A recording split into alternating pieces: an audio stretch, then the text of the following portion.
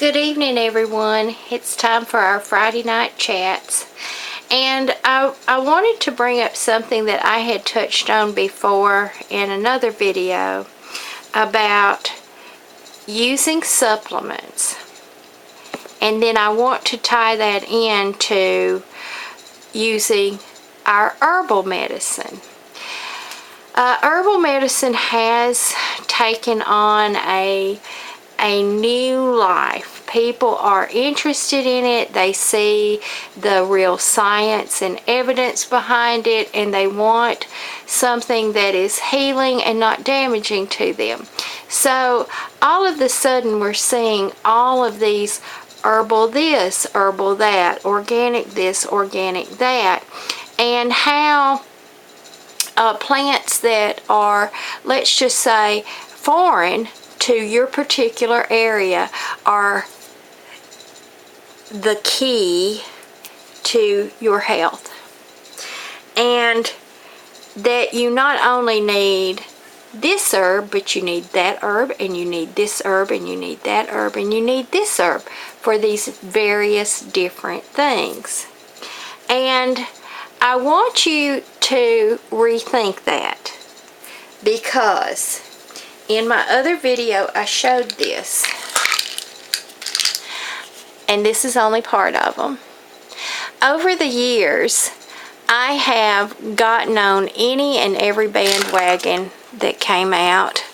Probiotics, super greens, various, the rhodiola is an adaptogen, and it does do a good job. But there's this basket of stuff, and likewise we could have an apothecary cabinet full of various remedies and herbs. And I want you to remember that that just complicates things. Unless you're planning on selling, keep your herbal medicine simple and multifunctional. Use what grows near you if you can. And when I say grows near you, I mean grows in your area that you live in. Now, you can order herbs from across the globe and then find out that there's one that grows in your area that does the same thing. So you can investigate these herbs. Kava kava, uva ursi, ashwagandha. There are various herbs that are not indigenous maybe to you. People in other countries may hear of these plants that grow here in the Americas and go, oh my goodness, I need that. When in fact they may have something that grows near them that will do just as good. So I want you to investigate the wild plants in your area and find out which ones are the plentiful ones and what they do. And I mean the nutritional value and the medicinal value, because that's what you are intended to use. I truly believe that in every geographic area, the plants that are there are meant for the people that are there. There are plants that grow in cold areas that are bulky and dense and high calorie and high carb. Well, those are for people that need that energy to function. There are plants in hot areas that cool the body, that give, again, a high nutrition but low carb and maybe high protein. You know, beans of the various areas do various things. So that's what I want you to think of. Okay, in my yard, go out my back door, and I could sustain myself nutritionally and medicinally off of just what's in my backyard. And I'm not including my medicinal garden. I am talking about what is indigenous here. And so I want you to think about those things. And then secondary to that, learning these plants and what you have, then I want you to think about, what do you need fixing? And I know that's a southern term, so let me rephrase that. Okay, what is the ailment that you most need remedied? And then go out from that and start looking for the plant that does that.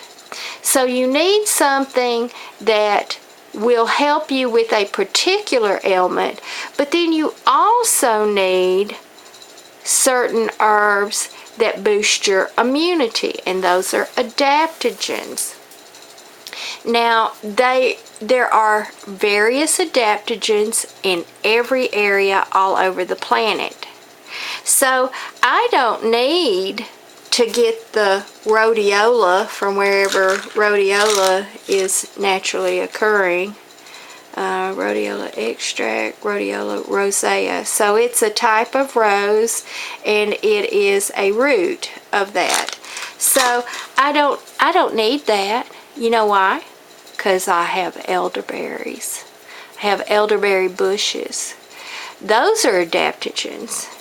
And then there are many others in my area that are adaptogenic herbs that boost immunity.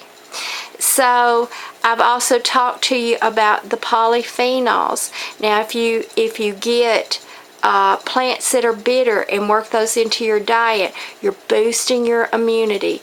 The sesquiterpenes, those are plants that oxygenate the blood, that have chemicals that oxygenate the blood, and help for healing and vitality.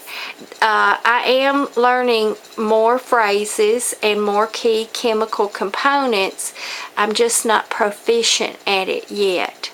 But I want you to think in terms of those two things. What is the ailment that I need remedied? And then what are the plants that I can use to boost my overall immunity? And this book right here, and actually all of the herbal books that I have purchased in my lifetime, they all have sections with the plants and the nutrients, and says what they heal. And then there's another section that gives the ailments and suggests the plants that you need to use to heal. Now when you go into one of those sections, it may give you 20 different plants that will help that ailment. It doesn't mean you have to go get all 20. It means these are all the plants that can fix this particular thing. So look for one of those in that listing to aid you. So those are the two things that I want you to pay attention to when you're starting your road on your herbal medicine, let's say medicine cabinet, your apothecary area. What you need for remedies. You don't need a whole wall.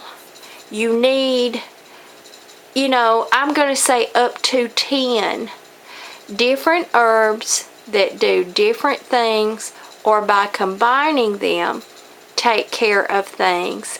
And then leave the other stuff alone. Because what you're doing is you're being redundant. You're piling things on that it doesn't help you any extra. So think of it in terms of that. Instead of carrying one brick that will help you, you're carrying the 10 same bricks when that one brick is all you really needed. I don't know if that's a good analogy or not. It's been a rough day. It's Friday though, I don't have to work. And tomorrow I get to go see my little girl on Sand Mountain in Alabama. Okay, so I wanted y'all to think in terms of that.